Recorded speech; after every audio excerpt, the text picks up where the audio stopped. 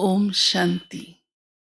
आज प्यारे बाप दादा के अव्यक्त रूप के चले हुए महावाक्य सुनेंगे, जो कि विशेष रूप से शिव जयंती के उत्सव पर प्यारे बाप दादा का आना हुआ है। तो बाबा हम बच्चों को, क्योंकि शिव जयंती माना बाप का जन्म, तो बच्चे बाबा के लिए बहुत प्यार की गिफ्ट्स लाते हैं, बधाइयाँ देते हैं, बहुत सुंदर सुंदर कार्ड्स लाते हैं, बहुत अच्छी अच्छी ग्रीटिंग्स भेजते हैं।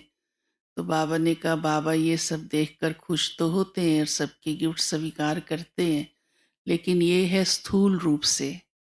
और स्थूल रूप की गिफ्ट बाबा देख लेता है भले, लेकिन वो निराकारी वतन तक नहीं पहुंचती है। सूक्ष्म वतन तक भी बाबा उसकी फोटो देख लेता है, माना सूक्ष्म रूप से इमर्ज हो जाती है उस वतन में भी। परंतु बाबा बच्चों से क्या चाहता है?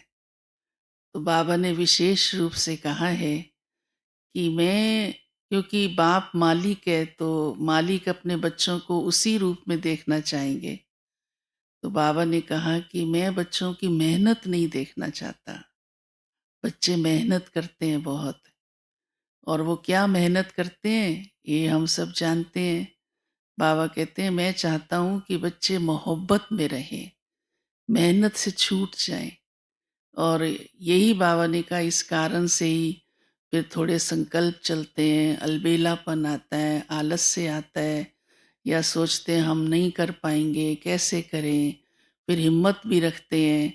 तो बाबा को ये ख्याल चलता है, जिसको बाबा कई बार कहते भी हैं, युद्ध करते रहते हैं।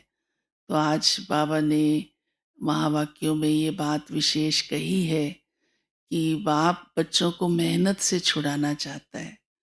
तो अभी ये गिफ्ट बाबा को दो कि मेहनत नहीं महसूस होगी, सहज ही पुरुषार्थ अच्छा चलेगा।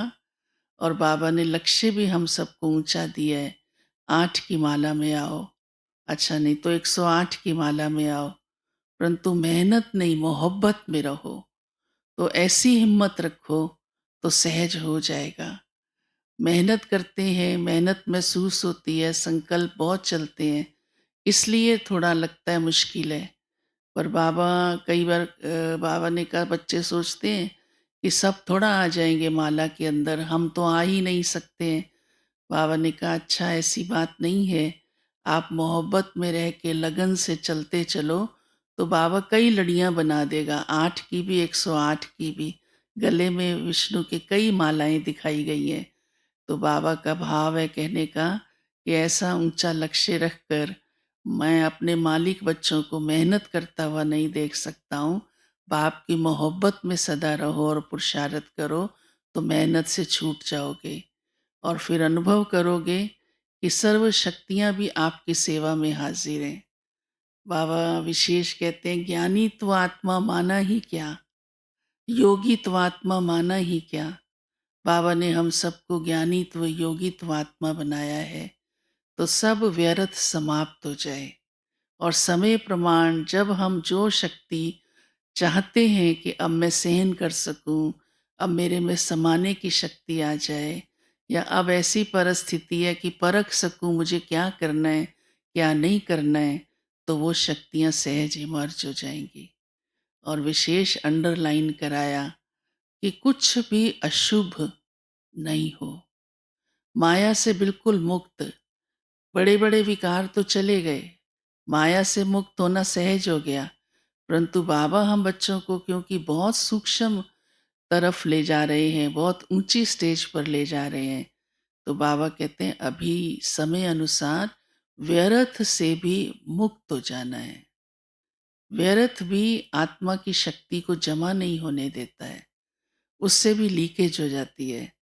तो अशुभ ना सोचना है, ना बोलना है, ना देखना है, और व्यर्थ से भी सदा के लिए मुक्त होकर रहना है। इस मेहनत से भी बाबा हमको अब छुड़ाता है। तो कितना बाबा का हम बच्चों के प्रति प्यार है। बाबा कहते हैं अब बाप को बच्चों से ये गिफ्ट चाहिए, ये संकल्प करो और इसकी हिम्मत रखो, तो बाबा सदा, हाँ, जो चाहते हैं वो बच्चे हम सब बाबा की आश को सहज पूरा कर सकेंगे।